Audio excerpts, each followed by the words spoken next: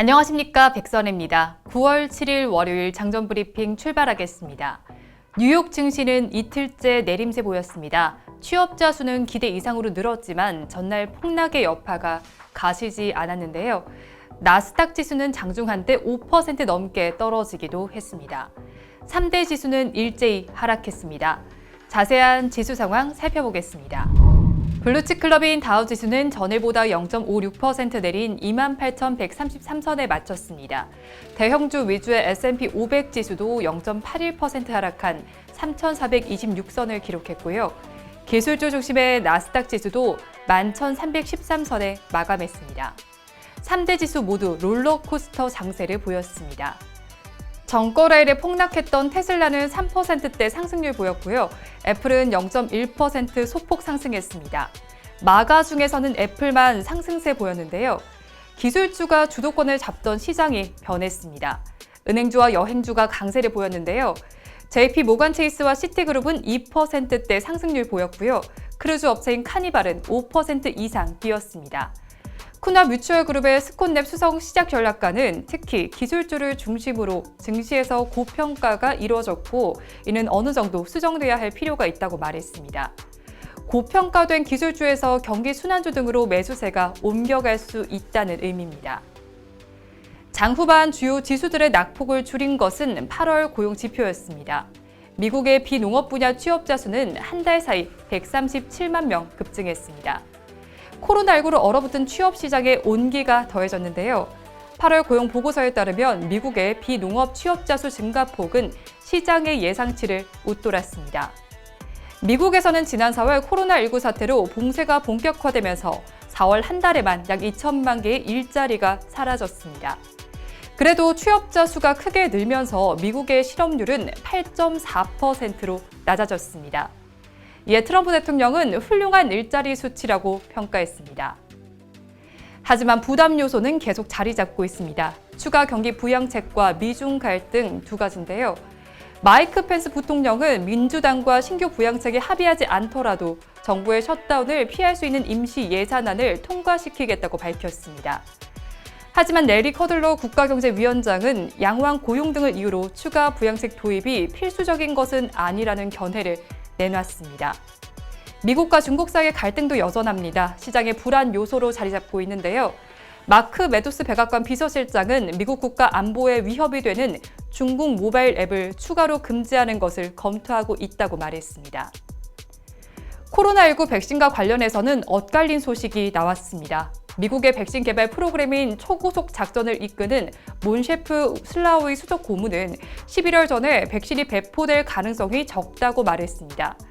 앞서 미국 정부는 일선 주 정부에 11월 1일 전에 백신 배포 준비를 마치라고 지시했습니다. 등락을 거듭한 뉴욕 시장은 모두 마이너스권에 들었습니다. 이어서 뉴스 체크해 보겠습니다. 첫 소식입니다.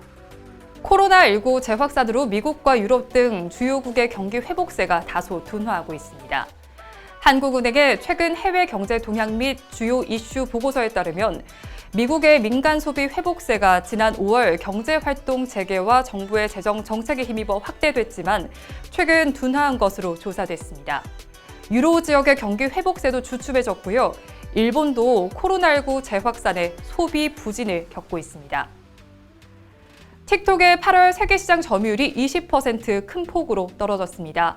이 틱톡은 미국과 인도 등에서 전방위적인 압박을 받고 있는데요. 트럼프 대통령은 이번 달 15일까지 미국 사업 부문에 매각 명령을 내렸고요. 인도 정부는 사용을 금지한 상태입니다. 틱톡의 지난달 시장 점유율은 56%로 떨어졌는데요. 한편 지난 1월 세계 동영상 공유 시장에서 틱톡은 다운로드 양의 76%를 차지했습니다. 지난달 외국인 투자자는 국내 주식을 팔고 채권을 사들인 것으로 나타났습니다. 외국인은 한 달 만에 순매도로 돌아섰는데요. 지난달 외국인은 국내 상장 주식 1조 660억 원을 순매도했습니다. 반면 국내 상장 채권에는 9,970억 원을 투자해 총 690억 원이 순회수됐습니다. 외국인은 지난 7월 국내 주식을 순매수했지만 한 달 만에 다시 순매도로 전환했습니다. 코스피가 이번 주 뉴딜 지수 등의 영향에 따라 상승할 것으로 예상됩니다. 또 유럽중앙은행이 완화적인 정책을 이어나갈 것으로 전망돼 국내 증시에 긍정적인 재료로 작용할 걸로 보이는데요. 증권업계에서는 이번 주 코스피가 2360에서 2450선에서 움직일 것으로 내다봤습니다. 시중의 풍부한 유동성이 지속적으로 코스피 상승세를 뒷받침할 것으로 전망됩니다. 다음으로 환율 보겠습니다. 달러 인덱스는 고용 지표가 호조를 보이며 하락했습니다. 0.02% 소폭 하락한 92달러 71센트에 마쳤습니다. 뉴욕 시장에서 기술주가 폭락하며 위험 선호 심리가 사그라들었는데요. 원달러 환율은 사흘째 상승세를 이어가며 1190원대 턱 밑에서 마감했습니다. 전거래일보다 이런 30전월은 1189원 60전에 장 마쳤습니다. NDF 역외 환율은 1187원대로 나타나며 오늘 외환 시장은 1, 2원 정도 하락 출발이 예상됩니다.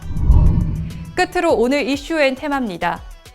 오늘 K-뉴딜 지수가 발표됩니다. 한국거래소는 오늘 한국판 뉴딜 선도기업으로 구성된 K-뉴딜 지수를 공개하는데요. 이 K-뉴딜 지수는 BBIG 업종을 기반으로 각 업종별로 3개씩 모두 12개 종목으로 구성됩니다.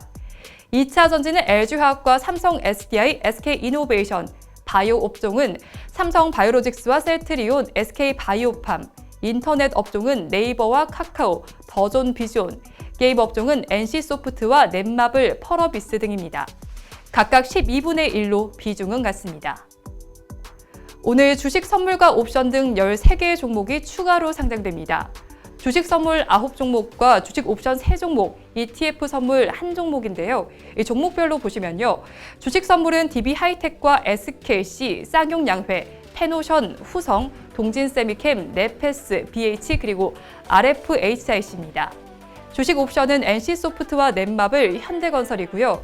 ETF 선물은 코덱스 톱5 플러스 TR ETF입니다. 오늘 태풍 하이선이 부산을 상륙할 것으로 보입니다. 전국이 태풍의 영향권에 들겠는데요. 특히 부산에서는 강풍에 가로수가 뽑히고 신호등이 날아가기도 했습니다.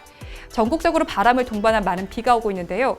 태풍과 장마 그리고 폐기물 처리 관련주가 움직일 것으로 보입니다. 피해 없도록 주의하시기 바랍니다. 한국판 뉴딜과 관련한 종목들이 계속 움직이고 있습니다. 정부 정책이 뒷받침되는 만큼 좋은 흐름이 예상되는데요. 관련 종목들 눈여겨보시기 바랍니다. 한편 오늘 밤 뉴욕 시장은 노동절로 휴장한다는 점 참고하시기 바랍니다.